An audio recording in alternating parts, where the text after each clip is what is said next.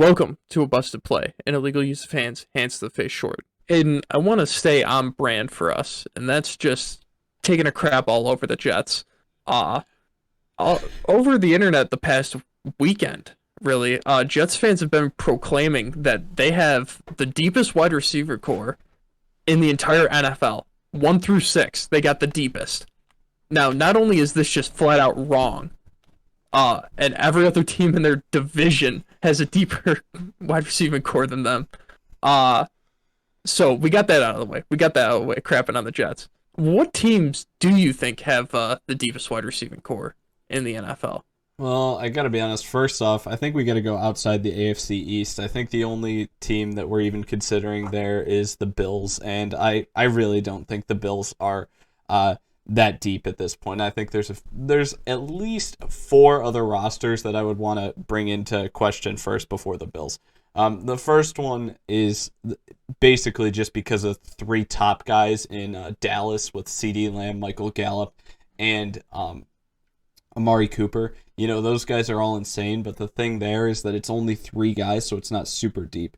Even though we're talking about depth here, and three guys is pretty deep at the receiving position, especially of that caliber. We're talking about, like, how deep are you?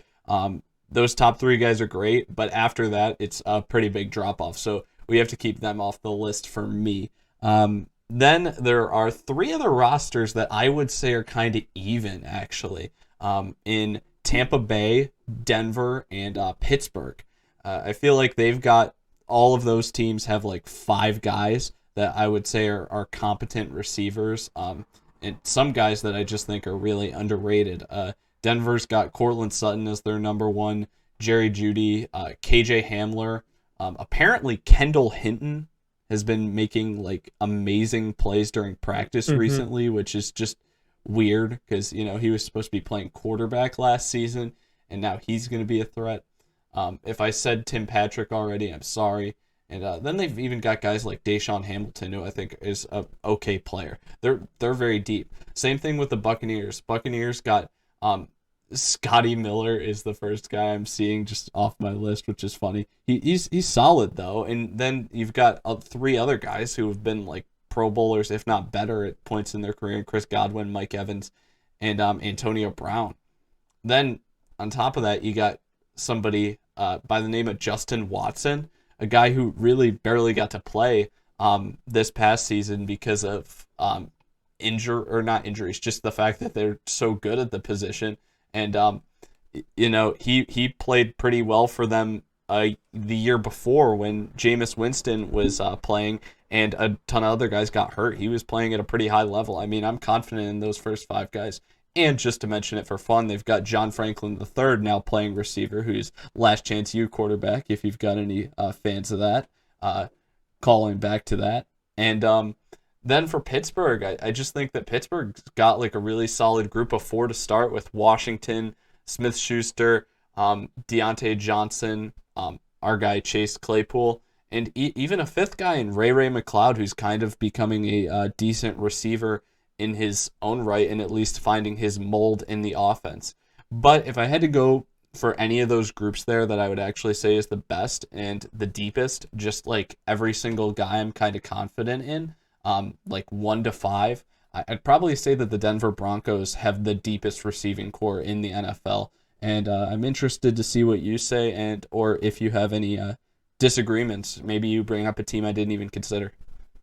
Well, no, I'm bringing up the exact same teams that you are. I think it's kind of obvious what teams just that you think off the top of your head that have deep wide receiving core, and the Bucks and the Broncos are right up there with it. The Steelers are a good team too that I overlooked. But just circling back to the Buccaneers real quick, I am appalled that you forgot my guy who also did not see a lot of action last season, Tyler Johnson. He was making plays all over the place. He would have like one catch a game and it would be an insane catch. And then the announcers would be like, "Oh yeah, he gets one catch a game."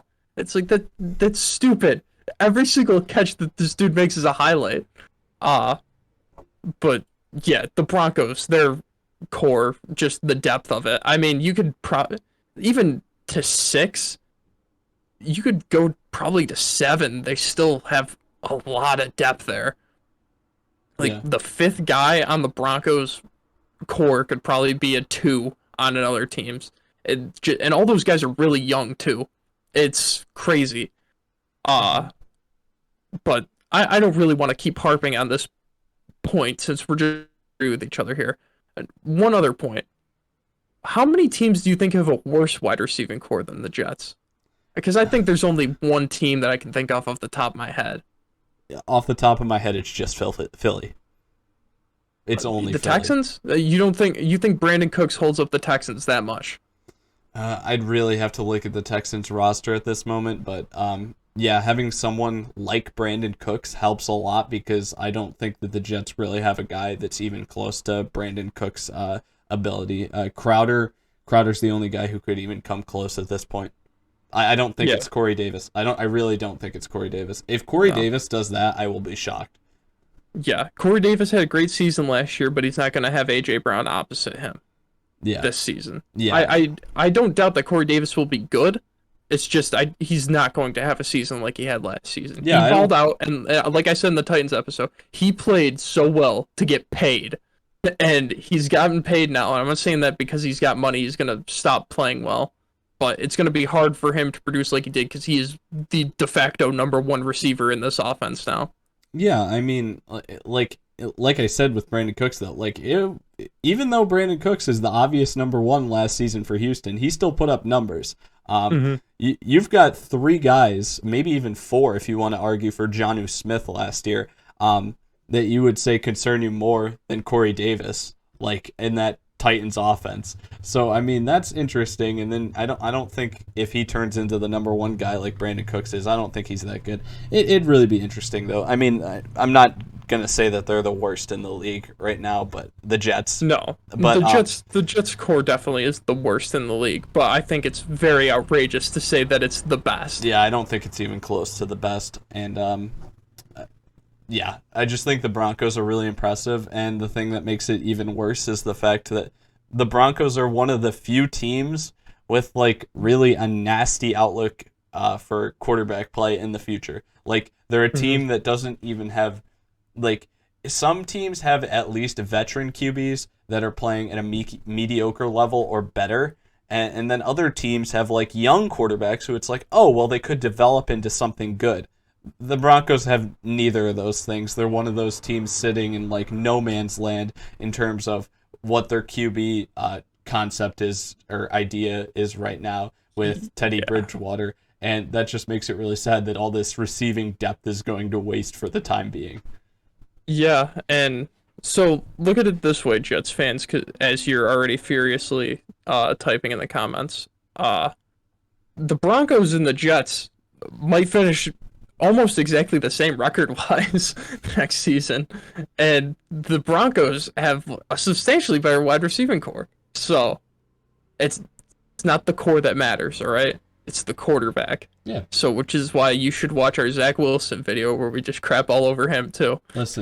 Listen, but the thing is, even though we're not excited about Zach Wilson as much as other guys, we're still willing to say that he has potential. And the thing there is that the Jets fans should still be excited to Yes. see what he can bring over the next few, at least 3 years. I would hope that they would give him at least 3 years because I do think that he's going to need time to develop. But I think he has the potential to eventually turn into something which is exciting for them.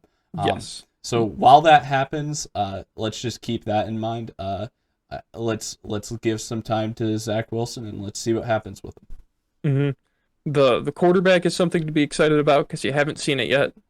Wide receiving core, though, I mean, it's better than last year's for the Jets. It's better than last year's. Yeah, no, it's better. Yeah. I don't hate it. I don't hate it. Like Philly, I hate. Like Philly is just awful. Well, Philly's got college quarterbacks playing wide receiver for him. If they didn't have Devontae Smith, it would be. Oh my gosh, it's just an awful situation there. But it's not even close. Like no one's even close. I just feel bad for Philly fans because you got to be able to pass the ball nowadays. Even though I want Miles Sanders to be awesome this year, man, you got to be able to have some semblance of a pass game. Yeah, but I think that's about it. Credit to the Jets for having some stuff to look forward to in the future. But right now, your receiving core is not the best in the league. Sorry. Yep. Yep. And on that note, let's cut this here.